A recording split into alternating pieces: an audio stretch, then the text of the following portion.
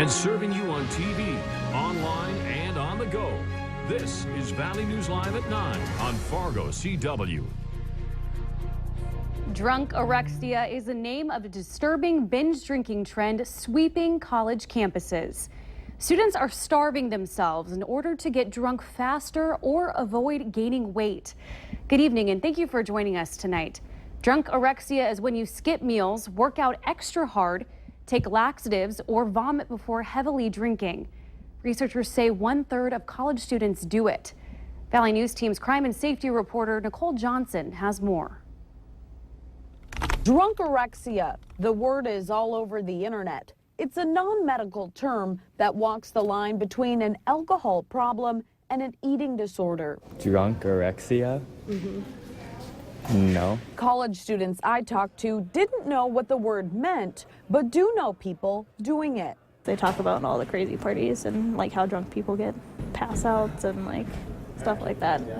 Off camera, students told me drunk orexia is common. In order to get a cheaper, faster drunk, they'll skip eating before drinking. Normal things, I guess, that aren't actually shouldn't be normal, but they are. One student told me most students don't drink casually. Most drink to get blackout drunk. It's a new drinking culture that some students say is scary. First-time partiers or whatever, like freshmen and whatever, don't really know what it's like, and then they kind of like, I don't know, socialize themselves to thinking that that's okay and that's acceptable. It takes over your mind and you don't control what you're doing. You don't really think too well. The other side of drunk orexia is skipping meals or working out extra hard to avoid gaining weight from binge drinking.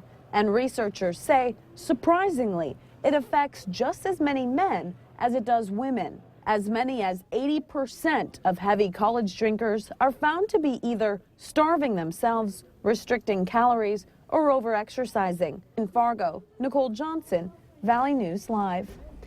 NDSU is trying to create a new drinking culture in the community.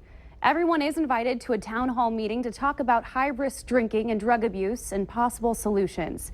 If you're interested, it's at 7 o'clock next Tuesday night at the Alumni Center. Robert, today was a shock weather-wise. It was so brutal compared to yesterday's beautiful weather. Yeah, gorgeous yesterday, well into the 70s. And 1 year ago today, we actually broke a record high. We got to 97 on this date a year ago. So a big change from not only yesterday, but from 1 year ago. Right now, though, outside, a live look outside on the CorwinAuto.com Valley Skycam. That camera's still moving around, still some breezy conditions out there.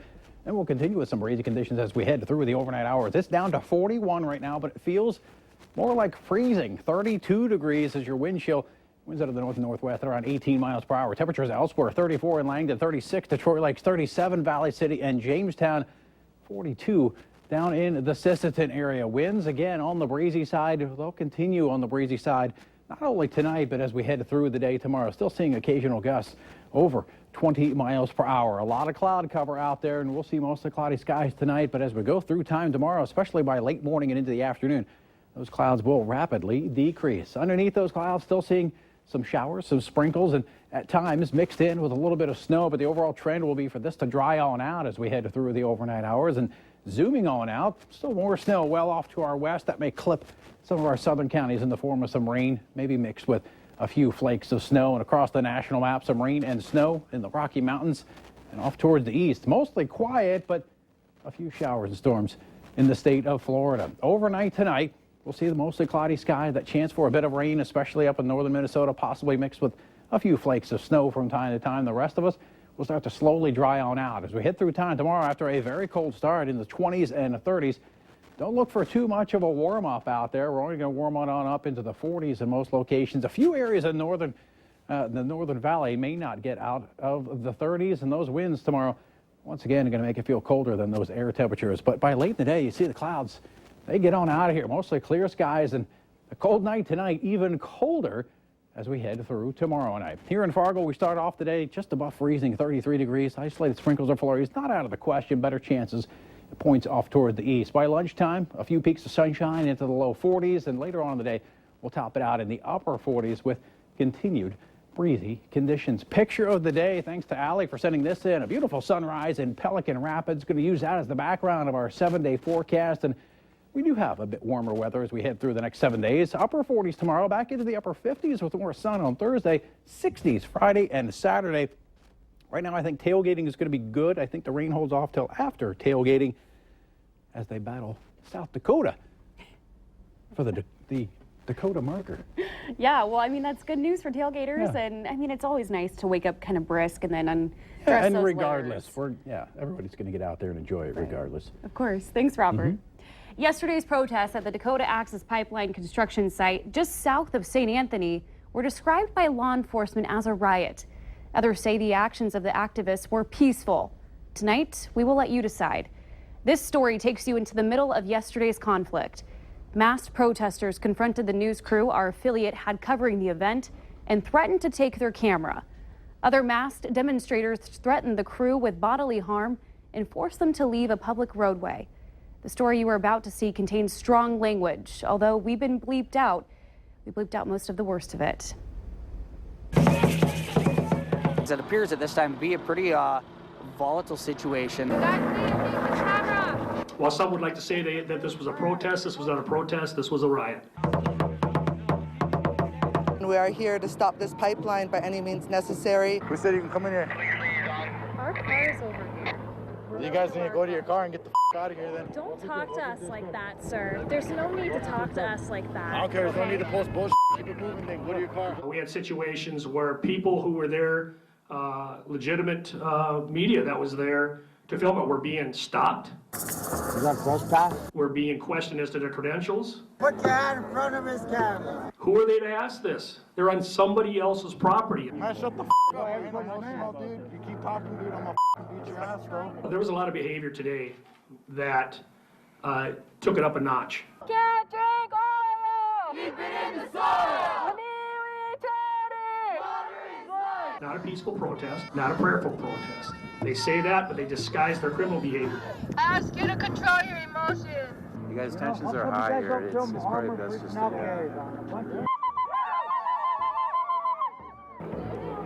Who are you working for? You cannot take your ideology and a belief, no matter how strongly you believe in it, and trespass on somebody else's land, use your ideology to break the rule of law, or trample somebody else or another American citizen's rights because you believe your belief is stronger than theirs.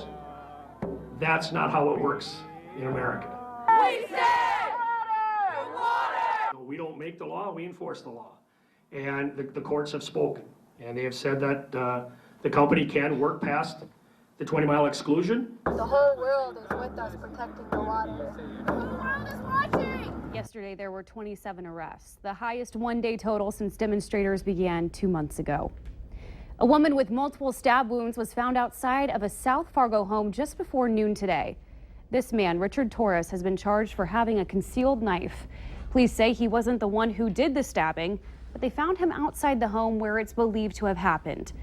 2 other people were also detained and questioned during the incident, a man and a woman. Police add they are not sure yet if either of those people are suspects.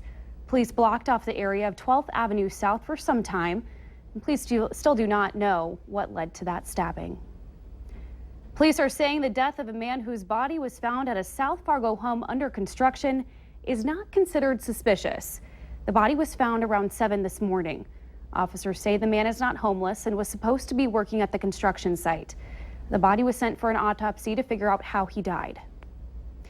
Imagine ordering a pizza, signing your receipt, only to find out that that delivery driver gave themselves a tip. That's exactly what happened to one Fargo woman after she ordered from Pizza Hut on 13th Avenue, a place where she always gets her pizza from. Valley News Team's Giovanna Simic tells us why the little amount that was taken means so much for this woman. I don't know why somebody would think it's okay to do that. It's, it's the money that I'm working and I'm earning. A Fargo woman who wants to stay anonymous says she got a little more than she bargained for when she ordered pizza for dinner. She says without a tip, the total was $15.03. She later noticed on her bank statement that she was charged $20, but she never left a tip. If he's taking $4 here, maybe he's taking $10 on a larger order thinking that somebody doesn't notice. She called Pizza Hut and spoke with a shift leader who told her this isn't the first time this has happened. She said, you know, I'll be honest with you, we have some drivers that I'm concerned about that would possibly do this, and some that I know that are still working here that have done it in the past. According to her, the shift leader also said there are times where managers don't have the time to check receipts. If you're living paycheck to paycheck and you get hit with that, that's really hard on some people, including myself. We reached out to Pizza Hut and the manager told us that she will look into the situation, but she didn't know this happened. They stole from me, they stole from my family, and it's not okay. I think that there should be consequences for that. In Fargo, Giovanna Simic, Valley News Live. The Pizza Hut area manager says after speaking with the customer, she will get her money back. As for the driver that gave himself a tip on her order, he will be fired. If you need help uncovering fraud and corruption in your community, be sure to call our whistleblower hotline. That number is 701-237-6576 and leave your tip. That way, a member of our investigative team will get on the case and go to work to expose the truth. The fear over the sightings of creepy clowns around the nation has now caused a controversy in one Minnesota town. Ben Hildry lost his job as a volunteer soccer and basketball coach at a high school in St. Francis, Minnesota. That's only after he wore a creepy clown mask in what he says is a yearly tradition.